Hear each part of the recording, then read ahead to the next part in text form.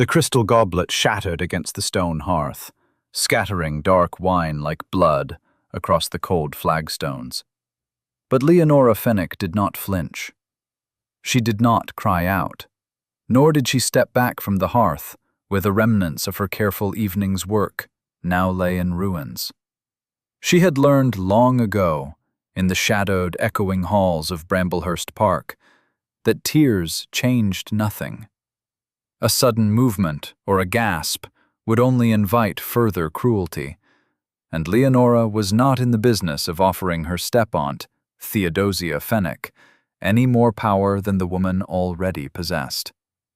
Theodosia stood by the heavy oak dining table, her chest heaving beneath the tight constraints of her emerald silk bodice.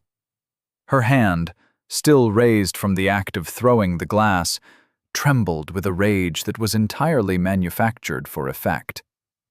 It was a Tuesday evening in November, the wind howling down from the moors and rattling the loose panes of glass in the dining room windows. The fire in the grate was meager, strictly rationed by Leonora herself to ensure the winter coal supply would last until March. There were exactly 42 lumps of coal remaining in the scullery bin for the week, a number Leonora knew because she had counted them at dawn while the rest of the house slept. "You dare to correct me in front of the staff?" Theodosia's voice was a low, theatrical hiss. "You, a penniless dependent, a creature living entirely on my charity, dare to tell me that we cannot afford the new carriage horses?" Leonora kept her eyes leveled on the brass buttons of Theodosia's gown, maintaining the quiet dignity that had become her armor. "I merely pointed out the figures in the ledger, Aunt Theodosia. The tenant rents from the lower valley have been delayed by the flooding. If we purchase the matched greys for Arabella's season in Storrington, there will be no funds to repair the roof of the northern tenant cottages before the snow sets in. It is a matter of mathematics, not insolence." "Mathematics," Theodosia spat, pacing a tight circle around the edge of the carpet. "You sound like a clerk. You look like a clerk. Look at your hands, Leonora. They are stained with ink. You are a gentleman's daughter, yet you insist on creeping about the estate like a common steward, hoarding pennies and embarrassing this family with your miserly ways." Leonora did not look down at her hands. She knew exactly what they looked like. Her fingers were long and capable, the nails clipped short, the skin permanently shadowed with the faint blue tinge of iron gall ink. She wore a dress of faded gray wool, mended at the elbows with stitches so tiny and precise they were nearly invisible. She was 24 years old, an age where most women of her station were comfortably established in their own households, managing servants and bouncing heirs upon their knees. Leonora managed servants, yes, but they were not hers.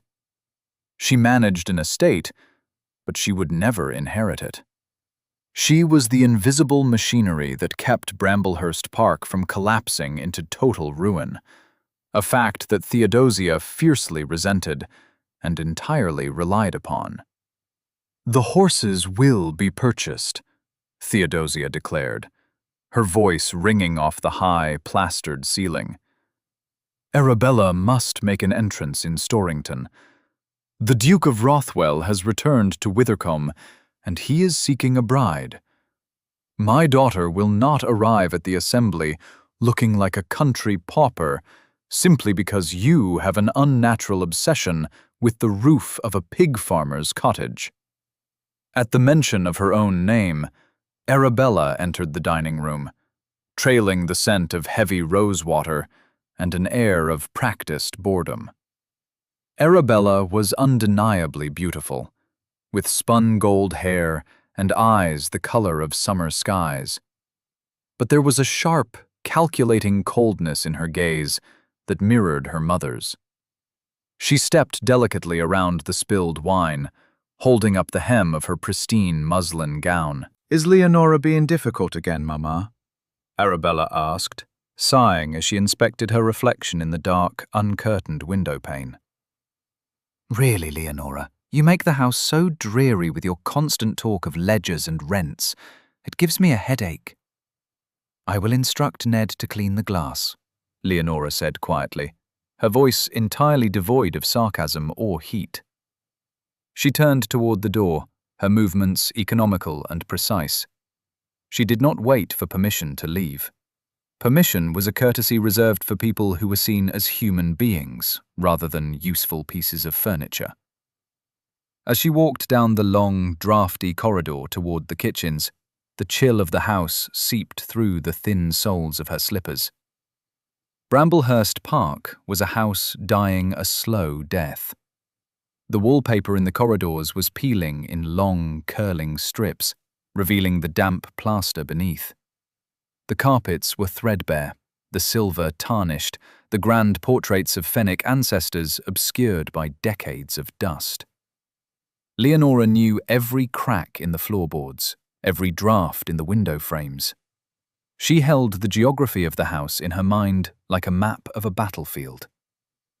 In the kitchen, the air was warm and smelled heavily of roasting onions and damp wool. Hannah, the gruff housekeeper who had served the Fenwick family since Leonora's father was a boy, was fiercely scrubbing a cast-iron pot at the sink. Hannah was a woman built like a brick oven, broad and unyielding, with hands scaled red from years of hot water and lye soap.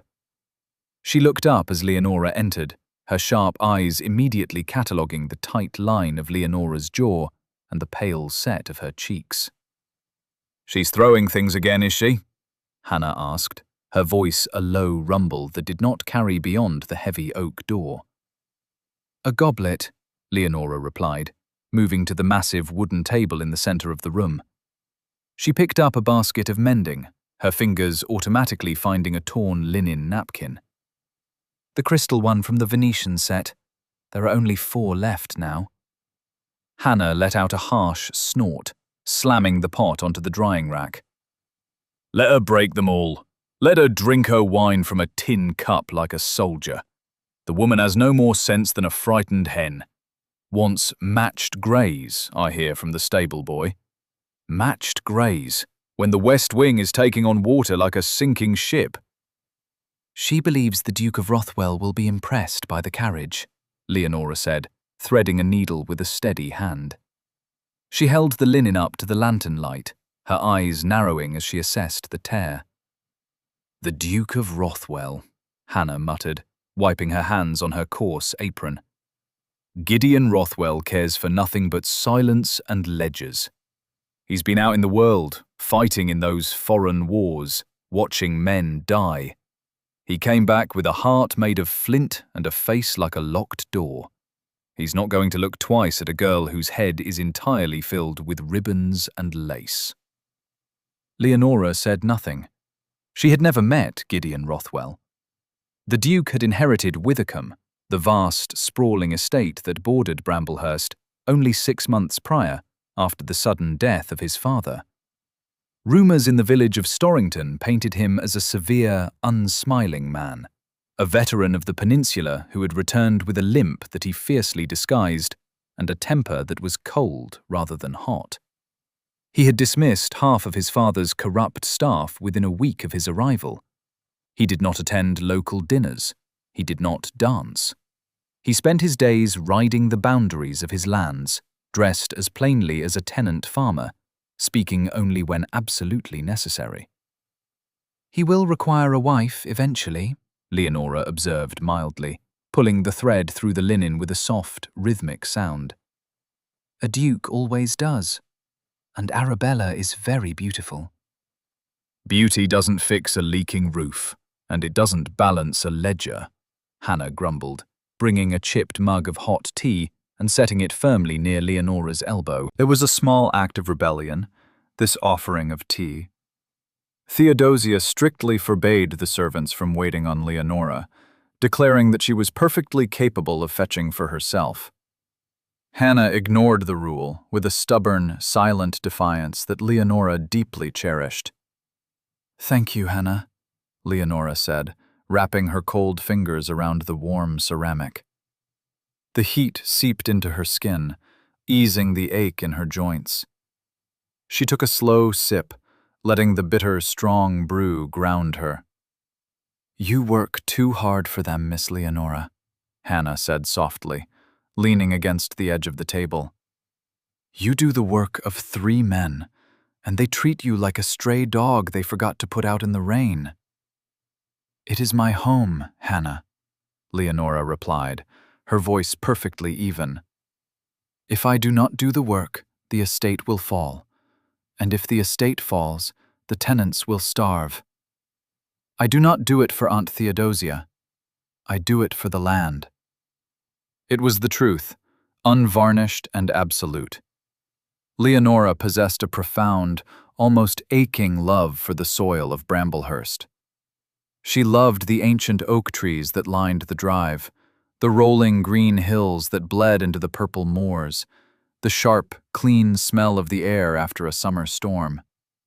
She knew the names of every tenant, the ages of their children, the exact yield of their wheat fields. She held the entire ecosystem of the estate in her mind, balancing the fragile economy with a desperate, quiet brilliance. She was the unseen heart of the land, beating steadily in the dark, while the rest of the family danced in the light. The next morning broke cold and gray, a thick frost coating the windows of the library, where Leonora sat huddled in a wool shawl, poring over the estate ledgers. The fire had not been lit. It was a Wednesday, and Wednesdays were for balancing the weekly accounts.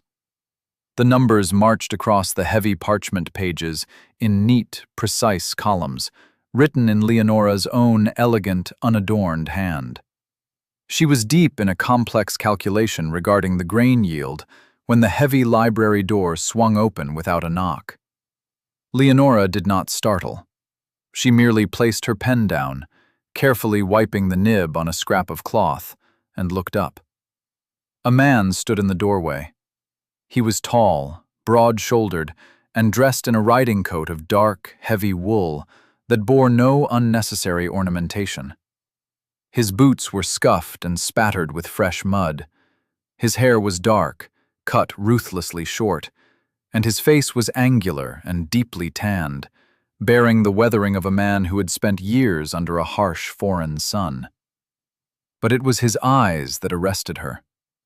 They were a pale, startling gray, like the color of ice over a deep winter lake. They were eyes that missed nothing, eyes that calculated and assessed with a chilling efficiency.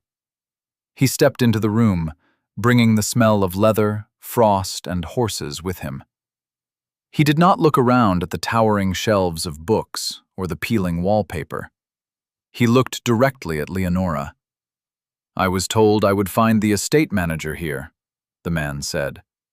His voice was a deep, resonant baritone, clipped and economical. There was no warmth in it, no polite social affectation. It was the voice of a man who gave orders and expected them to be followed. Leonora stood up smoothly, smoothing the skirts of her faded gray dress. She did not curtsy. The man had not introduced himself, and she was in her own home. "You have found the person who manages the estate," she said calmly. "How may I assist you?" The man frowned, a slight, almost imperceptible tightening of his jaw. He looked at her properly then, his gaze sweeping over her plain dress, her ink-stained fingers, her neatly pinned dark hair. "You are the clerk?" "I am Leonora Fenwick," she replied, holding his gaze without a flicker of intimidation. "I am the niece of the late Mr. Fenwick, and I handle the accounts for Bramblehurst Park. And you are standing on a carpet that is nearly 200 years old, with mud on your boots, sir. I would ask that you step back onto the floorboards." For a fraction of a second, absolute silence stretched between them. The man looked down at his boots, then back up at her. A strange, unreadable expression flickered in his grey eyes. It was not anger. It was something harder and far more respectful. Without a word, he took a step back, moving his boots off the fragile Persian rug and onto the bare oak floorboards. "I am Rothwell," he said plainly. Leonora felt a small, cold shock travel down her spine, but her face remained entirely impassive. This was Gideon Rothwell, the Duke of Withycombe, the man her aunt was currently plotting to trap in a marriage snare.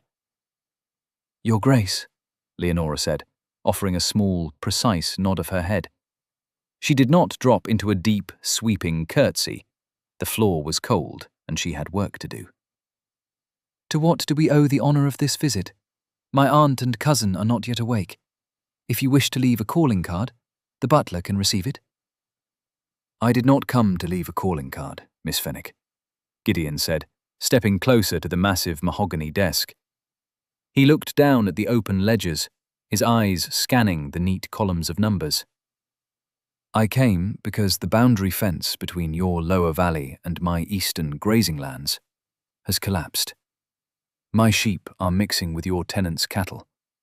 I sent 3 letters to this house regarding the matter over the past month. I received no reply.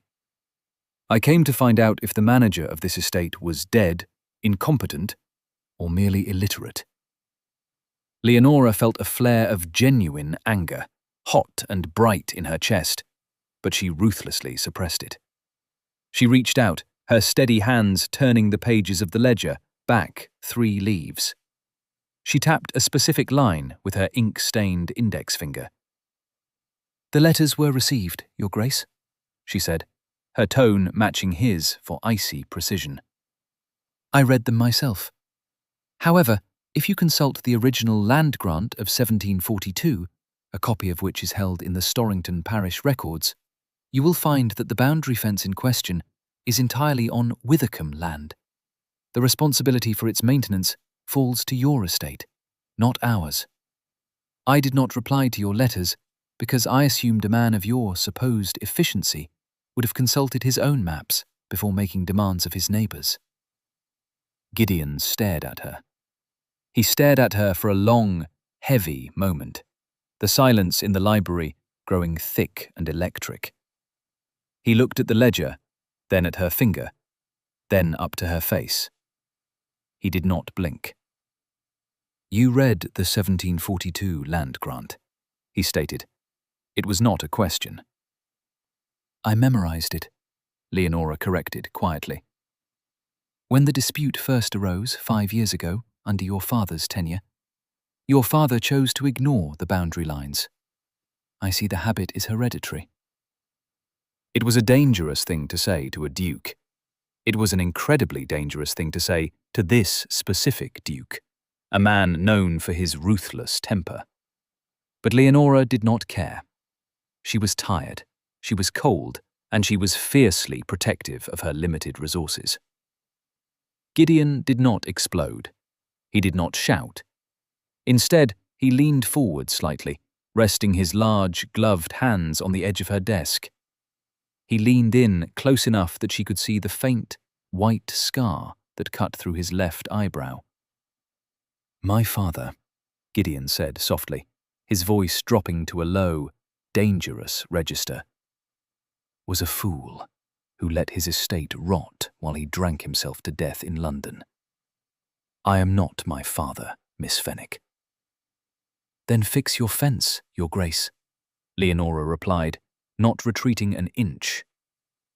For 3 long seconds, they stood locked in a battle of wills, the air crackling with an unspoken tension. 1 second. 2. 3. Then, incredibly, Gideon Rothwell let out a short, sharp breath that might have been a laugh if it had held any humour. He straightened up, his massive frame towering over the desk. "I will have my men repair the fence by tomorrow morning," he said. His tone had shifted. The aggression was gone, replaced by a cool, assessing curiosity. You keep the books for Bramblehurst entirely on your own? I do. Your aunt allows this? My aunt does not understand mathematics, Your Grace. She understands that as long as I manage the books, she does not have to pay a steward. Her understanding begins and ends with her own convenience. Leonora spoke the truth plainly, without self-pity. It was merely a fact of her existence, like the weather or the tides. Gideon looked at the ledger again. Your handwriting is exceptionally clear. Your double entry system is flawless. Where did you learn to balance accounts in this manner? My father taught me, Leonora said, her voice softening just a fraction at the memory. Before he died. He believed a mind should be used, regardless of the gender of its owner. A rare and logical man, Gideon murmured. He reached inside his heavy riding coat and withdrew a thick, folded sheaf of papers. He dropped them onto the desk. They landed with a heavy, authoritative thud. These are the accounts for the Withercombe home farm for the past 3 years. They are a disaster. My father's steward was embezzling funds, and he burned half the records before I dismissed him. I have spent the last month trying to reconstruct the yields, but I am a soldier, Miss Fenwick, not a clerk. I require someone with a precise memory and a ruthless eye for detail to rebuild the ledgers. Leonora looked at the papers, then up at him. You have an estate the size of a small country, Your Grace. You can hire any steward in London. I do not trust men from London, Gideon said flatly. They come with references forged by their friends and pockets waiting to be lined. I trust what I can see. And what I see is a woman who maintains a failing estate with exactly 42 lumps of coal in her scullery bin, yet still manages to track a boundary line from a century ago. Leonora's breath caught slightly in her throat. He knew about the coal. He had noticed the rationing, the desperate, calculated poverty of the house, and he had not mocked it.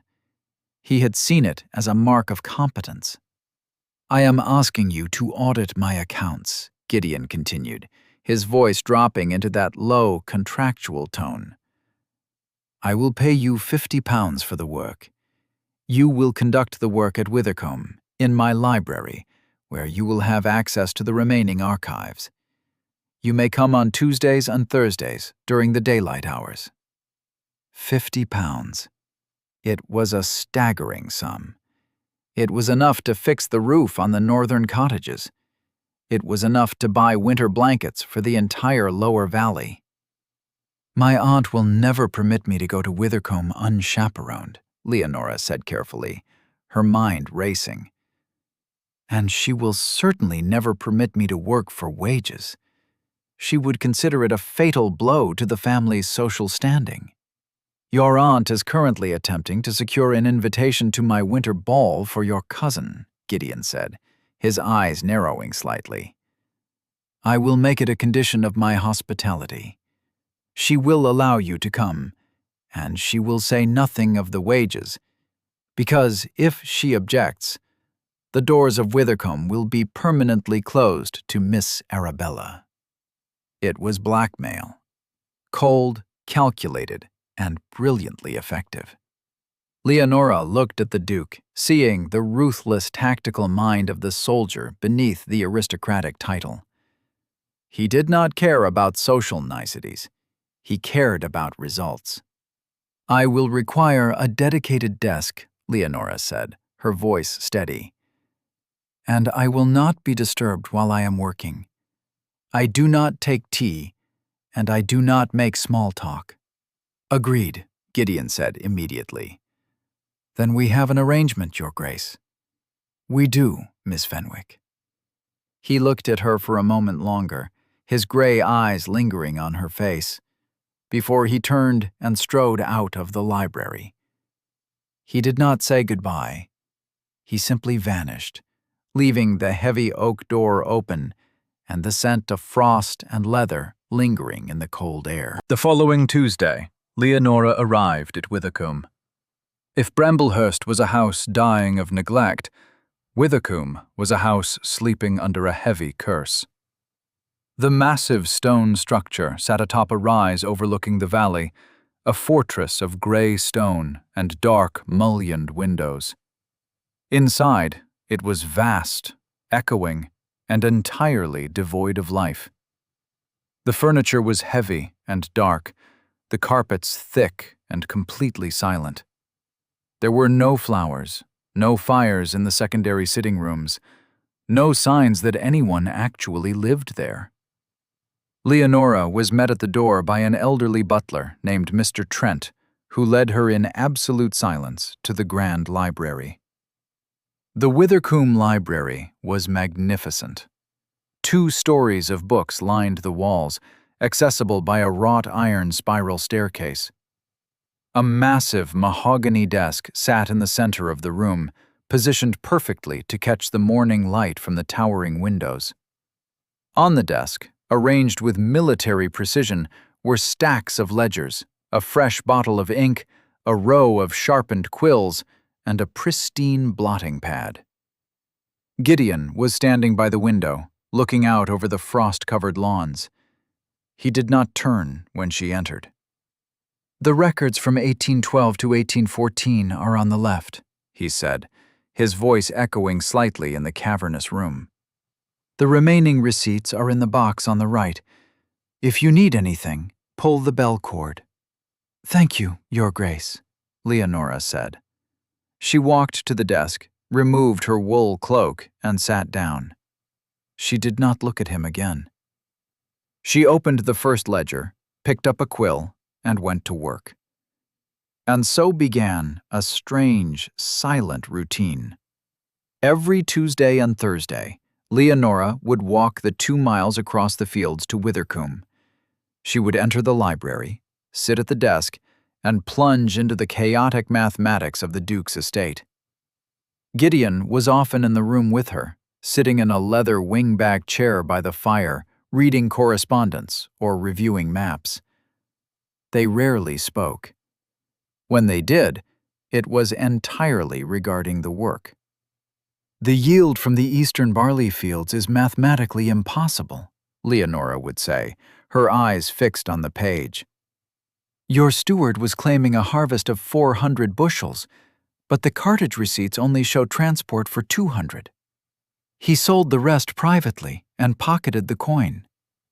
"Note the discrepancy," Gideon would reply from his chair, his voice a low rumble. "I will have the magistrate pursue his remaining assets." It was a transactional relationship, defined by clear boundaries and mutual utility. But slowly, imperceptibly, the atmosphere in the library began to shift. Leonora found herself anticipating the walk to Withercombe. In the Duke's library, she was not invisible. She was not a burden. She was a professional, respected for her mind and her competence. Gideon never interrupted her. He never demanded her attention. He simply allowed her to exist, to work, to breathe in a space that was free from Theodosia's constant, grating cruelty. And Gideon, for his part, found his eyes constantly drawn to the quiet woman at his desk. He had expected a clerk. He had found a general. He watched the way her eyes tracked across the pages, the intense, focused furrow of her brow, the steady, rhythmic movement of her ink-stained fingers. He noticed that she never complained about the cold, though he began ordering the library fire built up to a roaring blaze before she arrived. He noticed the faded, mended gray dress she wore every single time, the stitches so precise they looked like embroidery. One afternoon in late January, the snow began to fall heavily outside the tall windows, blanketing the world in a thick, suffocating white. The light in the library grew dim. Leonora rubbed her eyes, leaning back in her chair for a brief moment of respite. She reached for a heavy volume of tenant leases on the top shelf of the desk hutch. As she pulled it down, the sharp brass corner of the binding caught the edge of her sleeve. There was a sickening sound of tearing fabric. Leonora froze. She looked down. The sleeve of her gray dress, the only day dress she possessed that was suitable for walking, had torn open from the elbow to the wrist, exposing the thin white linen of her chemise beneath. For the first time since the crystal goblet had shattered at Bramblehurst, Leonora felt a cold spike of genuine panic. She could not afford another dress. She did not have the fabric to patch a tear this large. If Theodosia saw this, she would use it as an excuse to confine Leonora to the house, claiming she was too ragged to be seen out of doors. She sat perfectly still, her breathing shallow, staring at the ruined fabric. She did not cry. She simply locked her jaw, calculating the impossible variables of how to fix this without resources. "You are distressed," the voice came from directly beside her. Leonora startled, her head snapping up. She had not heard Gideon move from his chair. He was standing looking down at her, his immense presence blocking the dim light from the window. "I am perfectly fine, Your Grace," Leonora said automatically, moving her other hand to cover the tear. "Do not lie to me," Gideon said softly. He did not sound angry. He sounded impossibly gentle. "I am asking. Answer plainly. What has happened?" "I have torn my sleeve," Leonora said, her voice tight, fighting the humiliating burn of tears in the back of her throat. "It is nothing. I will mend it." Gideon looked at her hand, clamped desperately over the ruined wool. He saw the white knuckles, the slight tremor in her fingers. He understood, with the sudden sharp intuition of a man who had commanded starving troops, exactly what this meant to her. It was not just a dress. It was her armor. Without a word, Gideon turned and walked to his own desk. He opened a drawer and removed a small silver sewing kit, a soldier's kit, compact and practical. He walked back to Leonora and placed it on the desk in front of her. "My mother's," he said quietly. "I carried it with me in Spain. The thread is strong. Take your time." Leonora looked at the silver kit, then up at his face. His gray eyes were entirely free of pity. It was a look of absolute, unvarnished respect. He was giving her the tools to fix her own armor, without demanding vulnerability in return. "Thank you," she whispered, the words carrying the weight of a profound confession. "I will go and speak with Trent regarding the snow," Gideon said, turning his back to her to offer her absolute privacy. "I will be gone for 20 minutes. He left the room, closing the heavy door behind him with a soft click. Leonora sat in the quiet library, the fire crackling in the hearth. She opened the silver kit. Inside, the needles were perfectly arranged, the spools of dark thread neatly wound. With steady, practiced hands, she threaded a needle and began to sew. She stitched the tear with tiny, invisible loops, pulling the fabric together with a fierce, determined grace. When Gideon returned exactly 20 minutes later, the sleeve was whole again, marked only by a faint, raised seam. He did not mention it. She did not thank him again. But the air between them had shifted irrevocably. The transaction had ended. An alliance had begun. We'll take a very short break. If you don't want to miss new stories, please subscribe to the channel. By February, the transformation of Withercombe was visible to anyone who possessed eyes, though few were permitted inside to see it. The ledgers were balanced, the missing funds accounted for, and aggressively pursued through the local magistrate. The estate was breathing again, and Gideon was thawing. He began to speak to Leonora not just of crop yields and leases, but of his time in the peninsula, of the vast, dry plains of Spain, of the heavy, crushing weight of command. He spoke in clipped, economical sentences, staring into the fire, but he spoke, and Leonora listened. She offered no platitudes, no soft feminine gasps of horror. She listened with the same quiet, fierce intelligence she applied to his accounts, offering brief, piercing insights that made him look at her with a growing, burning intensity. But outside the sanctuary of the Withercombe Library, the world was moving toward a crisis. The Winter Assembly in Storrington was approaching, an event that had taken on monumental importance because it had been announced that the Queen, who was touring the northern estates, would be in attendance. The entire county was in a state of frenzied preparation. At Bramblehurst, Theodosia was entirely consumed by the task of ensuring Arabella caught the Duke of Rothwell's eye before the royal party arrived. He must dance with her. Theodosia paced the drawing room, her fan snapping furiously. If the Queen sees Arabella dancing with the Duke, the match will be all but sealed. The royal favor is everything. Arabella, lounging on a chaise in a gown of new pale blue silk, looked bored. He is so terribly grim, Mamma. He barely spoke a word to me when we passed in the village yesterday. He just stared right through me. He is a duke, Arabella. He does not need to be entertaining. He needs to be wealthy, which he is, and he needs to marry you, which he will.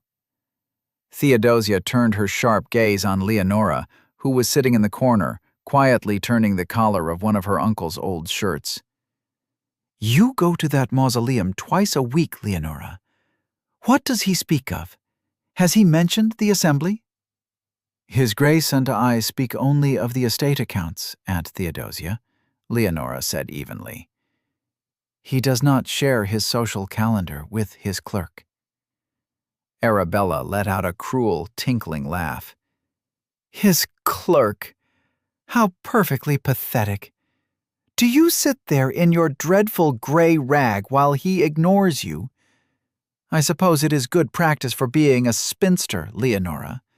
You are becoming part of the furniture. Leonora did not react.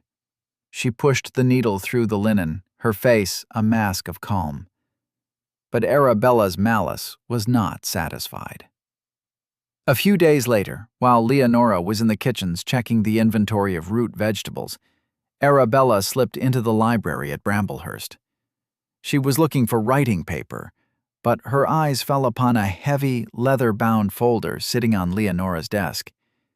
It was the master summary of the Withercombe accounts, the final document Leonora was preparing for the Duke, detailing the recovery of over £2,000 in stolen funds.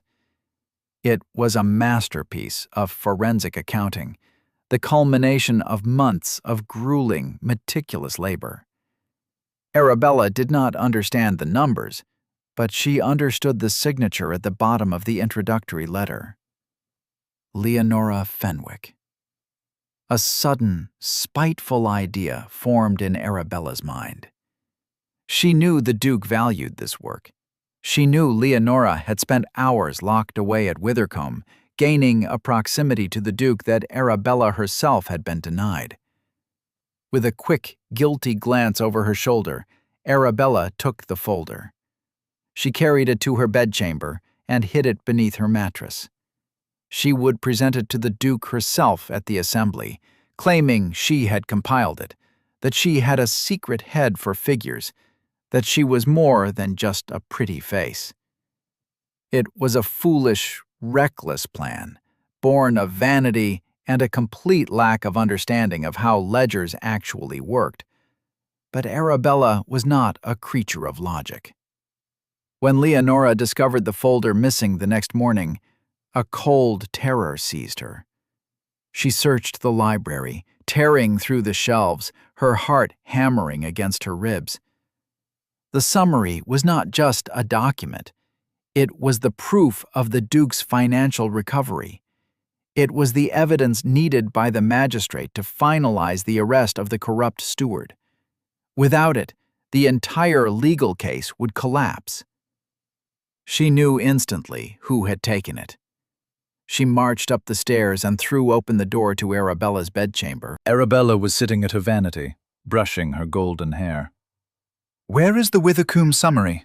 Leonora demanded, her voice shaking for the first time in memory. Arabella jumped, her eyes flashing with guilt before settling into a mask of haughty defiance. "I have no idea what you are talking about, you wild creature. Get out of my room."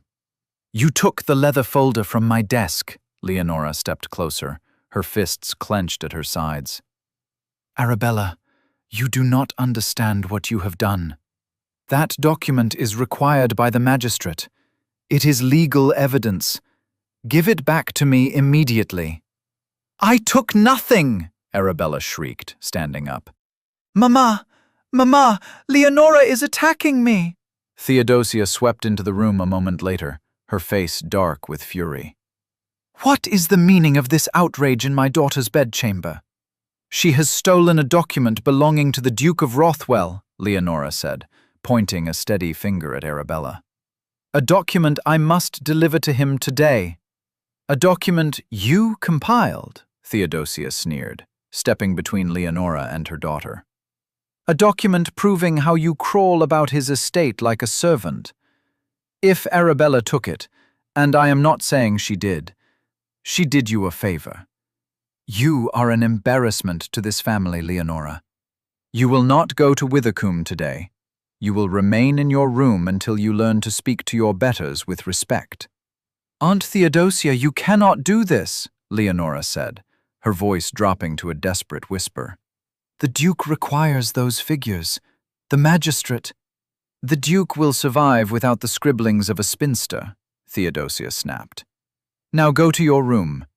If you leave it before the assembly tomorrow evening, I will have you thrown out of this house with nothing but the clothes on your back." Leonora was locked in her small, freezing room in the attic for 2 days. She did not sleep. She paced the narrow floorboards, her mind racing through the columns of numbers, trying to recreate the summary from memory. But without the original receipts, it was impossible. She thought of Gideon. She thought of the cold, hard trust he had placed in her. And she thought of the absolute betrayal he would feel when she failed to deliver the document, when she simply disappeared without a word. On the evening of the assembly, the house was in an uproar. Carriages arrived to take Theodosia and Arabella to the Storrington Town Hall. Leonora was left behind, locked in the dark. But Hannah, the gruff, unyielding housekeeper, had not served the Fenwicks for 40 years to see the only decent member of the family destroyed. An hour after the carriage departed, the key turned in the lock of Leonora's door. Hannah stood in the hallway, holding a heavy wool cloak and a lantern. "They're gone," Hannah said grimly. "And that foolish girl took the leather folder with her. I saw her slip it into her reticule."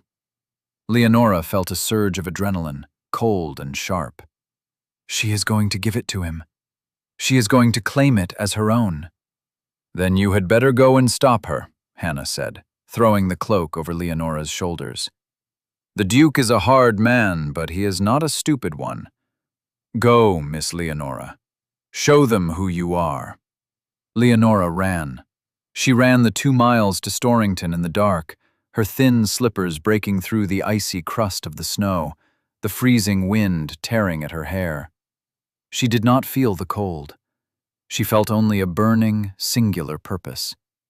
She would not let Arabella destroy her work. She would not let Gideon believe she had abandoned him. The Storrington Town Hall was a blaze of light and music. Carriages lined the street, and the sound of a string quartet spilled out into the freezing night.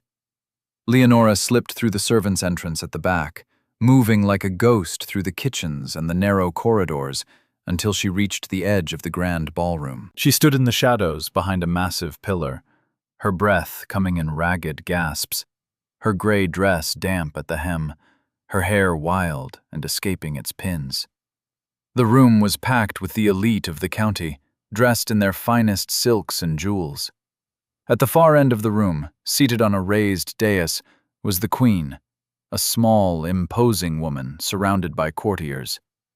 And in the center of the room, standing beneath a massive crystal chandelier, was Gideon.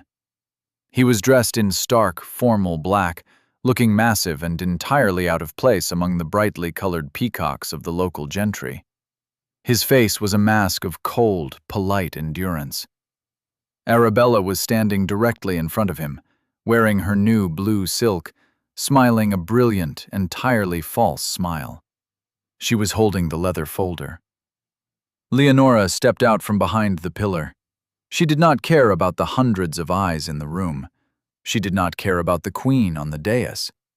She walked straight across the polished wooden floor, her damp skirts leaving a faint trail behind her, her eyes fixed entirely on Gideon. A murmur rippled through the crowd as they noticed her. A ragged, wild-looking woman in a faded gray dress marching through the glittering assembly like an avenging angel. Theodosia, standing near the punch bowl, let out a strangled gasp of horror. "Stop her! Someone stop her!" But no one moved. There was something in Leonora's face, a cold, terrifying authority that held the room paralyzed. She reached the center of the room just as Arabella thrust the folder toward the Duke. "Your Grace," Arabella was saying, her voice pitched loudly to ensure the surrounding crowd heard her. "I know how burdened you have been with your estate matters. I took it upon myself to compile this summary of your accounts. I have always had a secret passion for mathematics, you see, and I wished to offer you my assistance." Gideon did not take the folder. He looked at Arabella, his gray eyes flat and dead. Then his gaze shifted over her shoulder, and he saw Leonora. The mask of cold endurance shattered. For a fraction of a second, raw, naked relief flashed across his face, instantly replaced by a dark, terrifying fury as he took in her damp clothes, her wild hair, the desperate, exhausted set of her shoulders. "Who did that to you?" Gideon asked. His voice was not loud, but it cut through the murmuring room like a blade. He was not looking at Arabella. He was looking entirely at Leonora. "I was detained, Your Grace," Leonora said, her voice perfectly steady, carrying clearly in the sudden silence of the room. "I apologize for my failure to deliver the documents this morning." Arabella spun around, her face draining of color.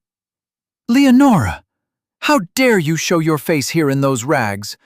You are insane! Guards, remove her!" "Silence," Gideon said. It was a single word, spoken with the absolute authority of a man who had commanded thousands. The room froze. He turned his terrible gaze back to Arabella. "You claim you compiled this summary, Miss Devereux?" Yes, Your Grace," Arabella stammered, clutching the folder to her chest. "I wanted to surprise you." "Fascinating," Gideon said, stepping closer to her. The menace in his politeness was suffocating. "Then perhaps you can explain the discrepancy in the barley yields of 1813. Was the error in the cartage receipts or the threshing floor tallies?" Arabella's mouth opened and closed like a landed fish. The cartage, I believe. It was very confusing." "It was not confusing at all," Leonora said quietly, stepping forward. "The error was in the threshing floor tallies. The steward was underreporting the yield before it ever reached the carts. It is clearly stated on page 4, paragraph 2.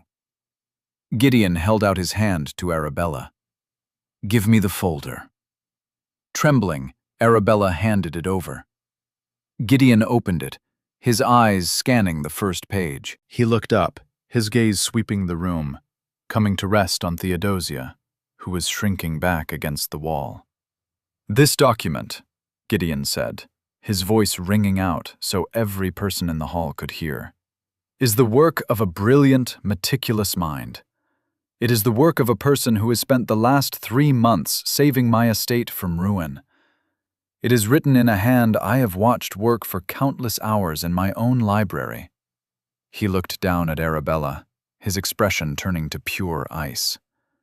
"You are embarrassing me, Miss Devereaux. Your attempt to steal the labor of a woman infinitely your superior is not only pathetic, it is a crime. If you ever approach me again, I will have the magistrate arrest you for the theft of my property." Arabella burst into tears, covering her face and fleeing through the crowd, Theodosia hurrying after her in a state of total public humiliation. Gideon turned to Leonora. The anger vanished from his face, replaced by a profound, overwhelming gentleness. He reached out, ignoring every rule of propriety, and took her ink-stained, freezing hands in his large, warm ones. "You walked here," he said softly, seeing the dampness on her slippers. "I could not let her give you the folder," Leonora said, looking up into his gray eyes. "I could not let you think I had failed you." "You could never fail me, Leonora," he said, using her Christian name for the first time. It felt like a vow. Suddenly the crowd parted, bowing low as the Queen herself stepped down from the dais and approached the center of the room. She was an older woman, sharp-eyed and regal, leaning slightly on a silver-tipped cane. "Your Grace," the Queen said, her voice dry and amused. "You are causing a scene. It is terribly uncharacteristic of you." Gideon bowed, not releasing Leonora's hand. "My apologies, Your Majesty. I was merely reclaiming my property." The Queen looked at Leonora, her sharp eyes taking in the faded dress, the wild hair, the proud, unyielding tilt of her chin. "So this is the young woman the Dowager Duchess Philippa wrote to me about. The girl who manages 2 estates and reads century-old land grants." Leonora blinked in shock. The Dowager Duchess? Gideon's grandmother, whom she had never met? "My grandmother is a terrible gossip, Your Majesty," Gideon said, a faint, genuine smile touching his lips. But in this instance, her information was entirely accurate. "I asked to see her," the Queen said, tapping her cane on the floor. "Bring her forward, Rothwell. I wish to speak with a woman who has more sense in her little finger than this entire room of peacocks has in their collective heads." Gideon gently pulled Leonora forward. She sank into a perfect, deep curtsy, despite the dampness of her skirts and the exhaustion trembling in her legs. "Rise, Miss Fenwick," the Queen commanded. "I am told you saved the Withercombe accounts. I have need of a sharp mind to audit the royal charities in the north. The men currently running them are fools. Would you be interested in the position?" The entire ballroom drew a collective, stunned breath. A royal appointment. It was wealth, status, and absolute independence, handed down in a single sentence. Leonora looked at the Queen, then at Gideon. Gideon was watching her, his heart in his eyes, waiting. "I am deeply honored, Your Majesty," Leonora said smoothly, her voice steady and clear.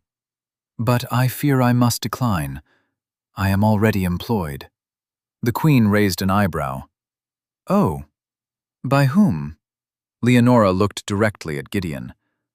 "By the Duke of Withercombe, and we have a great deal of work left to do." A slow, brilliant smile broke across Gideon's face, transforming him entirely. The cold, locked door was thrown wide open. The Queen let out a sharp bark of laughter. "Very well, Miss Fenwick, very well. Rothwell, you are a lucky man. See that you do not lose her." "I have no intention of losing her, Your Majesty," Gideon said quietly. An hour later, they were in Gideon's carriage, the matched black horses pulling them smoothly through the snow toward Withercombe. The interior of the carriage was warm, heated by copper bricks, and smelled of leather and Gideon's subtle, clean scent. Leonora sat wrapped in Gideon's heavy wool greatcoat, the exhaustion finally catching up with her. She leaned her head back against the velvet squabs, closing her eyes. "My aunt will never let me return to Bramblehurst," she murmured. "You are never returning to Bramblehurst," Gideon said firmly. He was sitting on the bench opposite her, his long legs stretched out, watching her in the dim light of the carriage lamps. "Tomorrow, I am sending my solicitor to purchase the mortgage on Bramblehurst Park. It has been in default for 3 years. Your aunt and cousin will be given a small cottage in the south, far away from here, and a modest stipend. The estate will belong to you. I will sign the deed over to you myself." Leonora opened her eyes, staring at him in shock. "Gideon, you cannot do that. The cost—" "The cost is irrelevant," he said, leaning forward, bracing his elbows on his knees. "I am asking you a question, Leonora. I am asking plainly. Will you marry me?" Leonora's breath hitched. She looked at this massive, powerful man, this man who had seen her invisible labor, who had respected her mind, who had handed her a silver needle and thread to mend her own armor. "I am a clerk, Gideon," she whispered. "I have ink on my fingers. I do not know how to be a duchess." Gideon reached across the small space between them and took her hands. He lifted them to the light, looking at the permanent blue stains on her fingertips. He bowed his head and pressed his lips gently to the ink-stained skin. "I do not want a duchess," he said, his voice thick with emotion. "I want the woman who counted 42 lumps of coal. I want the woman who stood in my library and demanded a dedicated desk. I want you, Leonora, exactly as you are. Together. Will you have me?" "Yes," Leonora said, a single tear finally escaping, tracing a hot path down her cold cheek. "Plainly, yes." 3 years later, the library at Withercombe was unrecognizable. The heavy curtains had been pulled back, allowing the bright spring sunlight to flood the room. The dark carpets had been replaced with bright woven rugs. A large, comfortable sofa sat by the roaring fire, and the massive mahogany desk was covered not just in ledgers, but in maps, architectural drawings, and a small, chaotic pile of wooden blocks. Leonora sat at the desk, dressed in a simple gown of fine, dark blue wool, her hair pinned up neatly, her fingers still bearing the faint, inevitable smudge of ink. She was reviewing the plans for the new schoolhouse being built on the border of the Withercombe and Bramblehurst estates. The heavy oak door swung open, and Gideon entered. He wore his riding clothes, his boots slightly muddy, his face tanned and relaxed. He carried a small, squirming bundle under one arm. "Your son," Gideon said, depositing a dark-haired 2-year-old boy onto the carpet amidst the wooden blocks, "has decided that the pigs are far more interesting than his nursery maid. I found him halfway to the lower sties." Leonora smiled, setting down her pen. She watched as young Thomas immediately began stacking the blocks with a fierce, serious concentration that perfectly mirrored his father's. "He is conducting an inventory," Leonora said mildly. "It is entirely natural." Gideon walked around the desk and stood behind her chair. He leaned down, pressing a warm kiss to the top of her head, his large hands resting securely on her shoulders. "The boundary fence in the lower valley is holding perfectly," he murmured, looking at the architectural plans on her desk. "Of course it is," Leonora replied, leaning back against him, closing her eyes as she absorbed his warmth. "I drew the plans myself." Gideon chuckled, a deep, rumbling sound that vibrated through her. He reached down, his fingers lightly brushing the cuff of her sleeve. It was the same blue wool gown, but on the left sleeve, near the elbow, a small, intricate pattern of silver thread was embroidered into the fabric. It was a replica of the mended seam from a faded grey dress, rendered in silver, a permanent badge of honor. "You are extraordinary," Gideon said quietly. Leonora opened her eyes, looking out the tall windows at the rolling green hills of the estates, united and thriving under their shared command. She was no longer invisible. She was the heart of the land, beating in the light, anchored by the love of a man who saw her perfectly. "We are extraordinary," she corrected softly. "Together." Thank you for listening to the story all the way to the end. Please tell us which city you're watching from and what the story made you feel. Don't forget to subscribe so you won't miss new stories.